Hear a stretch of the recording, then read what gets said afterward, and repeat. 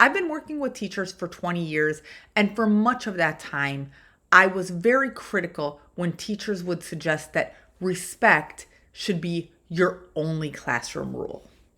I explained the reasons for that in my previous video, but I did mention that my position on this has softened because of some conversations that I've had with teachers who are really good teachers and do have a version of the respect is my only classroom rule.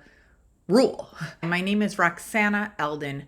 I run the Maintain and Stay Sane program for teachers, which helps teachers make the job and their lives more manageable.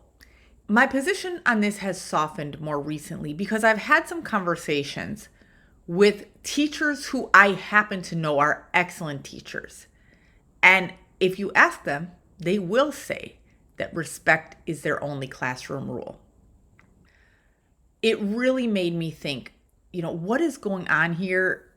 And I think I came to a new understanding that accommodates all of the issues that I mentioned in the previous video, but at the same time, accommodates the fact that there can be some really good teachers that might have that posted on the board. And I think it has less to do with the definition of respect, which can be very hard to define, and much more to do with the definition of rule. Because rules are really only one of the ways that teachers talk about student behavior in the classroom. I'm going to talk about a few specific categories of the messaging teachers have around behavior, plus a final bonus category that will really bring it back to why the idea of respect being the only rule can work for some teachers. So your first category is classroom rules with a capital R. This is that traditional list of about 4 to 6 rules posted on a classroom wall. These rules vary from teacher to teacher, but often not that much. In fact, if you buy a pre-made rules poster from a teacher supply store, these are the type of rules that will be on it. The second category of how teachers guide student behavior is routines and procedures. This is a specific and probably a longer list explaining how day-to-day routines are handled in a classroom. How should students hand in homework? How should they request a bathroom pass? What do they do if their device is not charged or their pencil breaks? Procedures can feel like they overlap with classroom rules, but they are not the type of things that you would find on a pre-printed poster because they're too individualized to your classroom.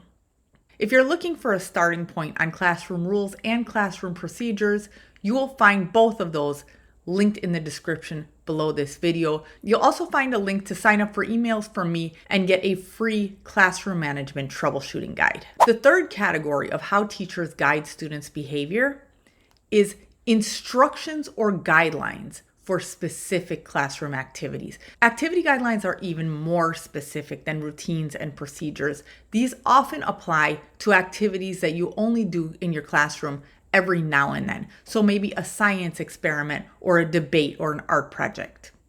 Often, these activities are things that you won't even introduce until the year is underway and the students have a basic grasp of your classroom rules and your routines and procedures. Activity guidelines can also be part of a lesson itself.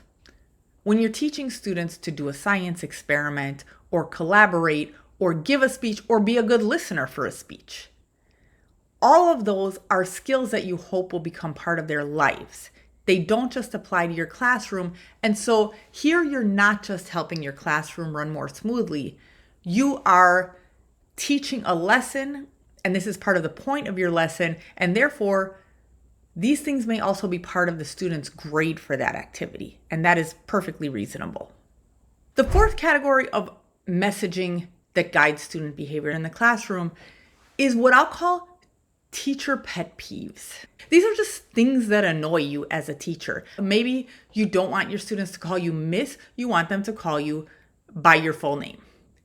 Maybe the sound of, tapping a pencil drives you crazy. And I want to be clear that there is nothing wrong with having specific behaviors that are not horrible, but that just annoy you. And there is nothing wrong with communicating that to students because we all have these things. In fact, I remember my first year, I read this book called The 55 Essential Rules by Ron Clark. And The main rule that sticks out in my head to this day is rule number 47: do not bring Doritos into the school building. And he told this whole story about how his sister used to, stick her finger in a Dorito bag and lick it, and it really grossed him out. And so he put this as one of his essential rules. But that is a good example of what I would categorize as a pet peeve. This is just you saying, I'm a human. Maybe there's a story to why this bothers me, but it bothers me. And I would appreciate if you, fellow humans, would not do it. Thank you. What I think it's important to remember about pet peeves is that when these are violated, it's not the same as violating a major classroom rule. This really is something where the consequence is you being annoyed and just maybe potentially reminding students that this annoys you.